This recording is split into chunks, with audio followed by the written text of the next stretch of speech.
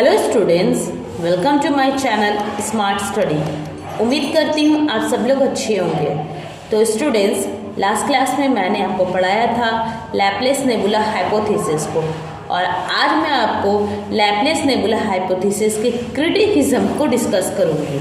तो देखिए स्टूडेंट्स, जिस तरह से कांस गैस मासेस हाइपोथेसिस में कुछ बातें ऐसी थी जिसको मॉडिफाई करके लैप्लेस नेबुला हाइपोथेसिस दिया गया था, और ये लैप्लेस नेबुला हाइपोथेसिस जो है ये अपने टाइम में काफ़ी नेम और फेम दोनों कमाया था।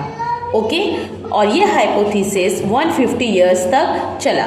लेकिन बाद के साइंटिस्ट जब आए और इन्होंने रिसर्च की, तो रिसर्च की बिना पर कुछ ऐसी बातें इस हाइपोथेसिस में पाई जिसको मानना इनके लिए काफ़ी मुश्किल हो रहा था, जिसकी वजह से इस हाइपोथेसिस को भी कैंसिल किया गया और इसमें कुछ क्रिटिसिज्म आई, जिसकी वजह से इस हाइपोथेसिस में भी इन्होंने बहुत सारी क्रिटिसिज्म पाई और इस हाइपोथेसिस को भी इन्होंने रिजेक्ट किया। ओके स्टूडेंट, तो आज हम लैप्लेस नेबुला हाइपोथेसिस के क्रिटिसिज्म को डिस्कस करेंगे। तो देखिए हमारा फर्स्ट पॉइंट क्या है। Laplace did not describe the source of origin of the nebula.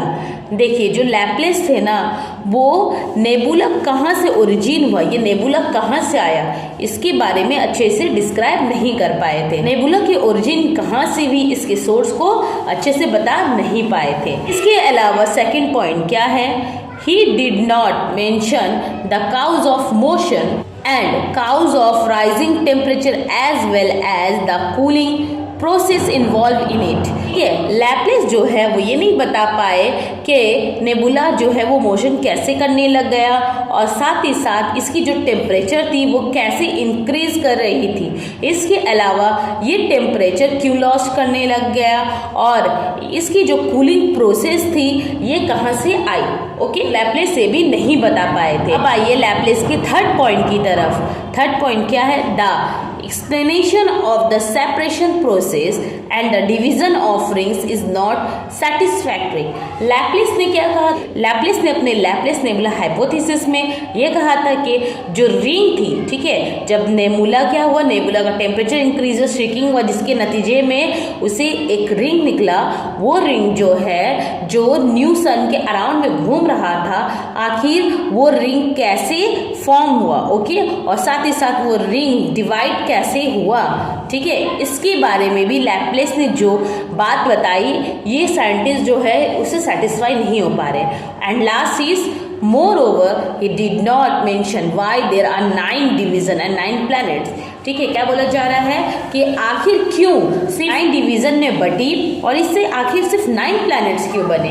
तो लैप्लेस ने अपने थ्योरी लैप्लेस नेबुला हाइपोथेसिस में इन तमाम पॉइंट्स को बता नहीं पाई, जिसकी वजह से क्या हो गया, लैप्लेस नेबुला हाइपोथेसिस को भी रिजेक्ट किया गया। ओके स्टूडेंट्स, तो स्टूडेंट्स आज हमने लैप्लेस नेबुला हाइपोथेसिस के क्रिटिसिज्म को पढ़ा। आपको टॉपिक से रिलेटेड कोई क्वेरीज है तो आप मुझे नीचे कमेंट में लिखना, मैं इसका आंसर ज़रूर दूंगी। तो मैं मिलती हूँ आपसे अपने अगले वीडियो में, तब तक के लिए अल्लाह हाफिज़।